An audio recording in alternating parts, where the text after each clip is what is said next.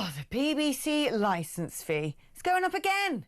It's going up again. It's going to be 180 quid a year from next year. It's expected to rise by £7 in the spring from the current annual rate of £174.50 with inflation, high inflation being to blame. Let's speak to Rebecca Ryan, campaign director of Defund the BBC.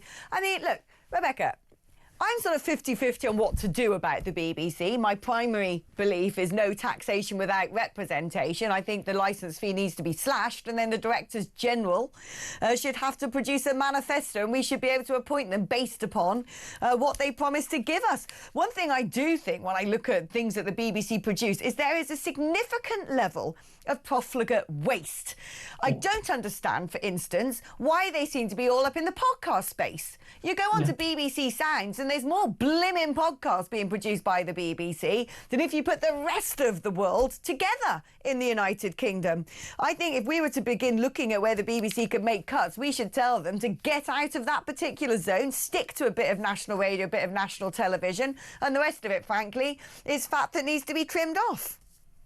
Absolutely, 100% agree with you, because that's the issue here, isn't it? Is that during this cost of living crisis, we've got the BBC here going, we want more money, when they never cut back on all this waste that they have. And as you say, this overreach into local radio, they already push loads of independent local radio out of business, and then podcasts as well. It's an absolute nonsense. But to bully the British public into paying for them, we get thousands of people a week are prosecuted by the BBC for non-payment, and most of those are women or people on low incomes. It's absolutely outrageous. And yet your BBC says, oh, we're going to ask for even more money. And then, it's just absolutely outrageous. Yeah, I'm just looking here on the BBC podcast home site and the amount of rubbish that they're producing. I mean, there's a few things which are sort of go out on Radio 4 and then are sort of kept on BBC Sounds to listen back later.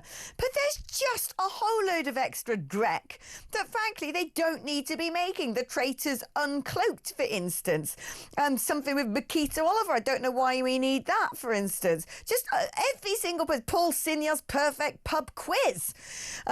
Every single person at the BBC now seems to bring out some sort of podcast. People who don't even have a job at the BBC are bringing out some kind of podcast. Frankly, if these washed-up celebrities want to be making audio content, they should be funding it themselves, not having me do it for them. Absolutely. But it's this sort of trying to perpetuate the licence fee, isn't it? They're so desperate to keep the licence fee going that they want to be able to have these stats that say this is how much this is watched. So they just do this overreach into every area that they don't need to be doing, and then demand more money from people. And that's this sort of vicious cycle. And people are just so frustrated with it. You see hundreds of thousands of households per year are sort of saying, you know what, I'm not going to pay this anymore. I'll just stop watching any live broadcast TV, and then I don't have to pay for the BBC. And that's the way to go. Obviously, that's what we would say that people should be doing. But it's a shame for other live broadcasters who are going to get hit by people not wanting to watch them.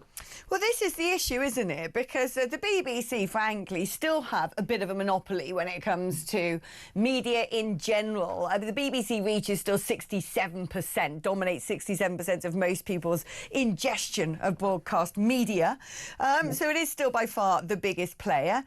Because they thrive off this tax, which is forced upon anybody if they want to watch any form of live TV, they seem to be able to run a kingdom of absolute profligate waste. What do you think to my idea of actually making, slashing the licence fee and making the Directors General elect actually campaign with manifestos of what the British people want? When people say that, oh, well, the BBC's gone really woke, I think if you were to put the schedule to the United Kingdom, the people who pay the licence fee, who tend to be a little bit more centre-right, you could do a lot of repair to a lot of the damage that's been inflicted on and by the BBC. Yeah, absolutely. They should certainly slash back a huge amount of what they're doing, and then they should be answerable to the public. And there are many ways they can do that, either by making them 100% sort of subscription-based or advertising-based, so that they are accountable to their audience, or, as you say, by having some elected representatives in there. Although I don't imagine there's many of the types of people who would have the stomach to try and change the direction of the huge Titanic that is the BBC. But absolutely, there needs to be some accountability in the organisation, and that's currently what they do not have.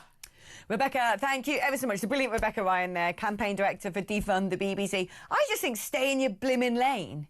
Do you know what I mean? I would be like, right, you get 2 channels, 1 and 2. We, the viewers, get to decide the sort of content we want on it. 3 and 4 can be binned. It's a luxury that you can ill afford.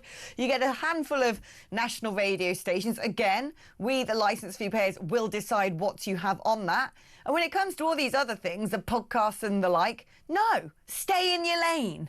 You don't get to monopolise that sector as well. That is for people who work day in, day out and try hard to break through in what is already a very difficult, competitive industry without demanding the average Joe Soap pays money so these washed-up celebrities can continue to have 5 minutes of fame at my expense. Get out of it, BBC, seriously.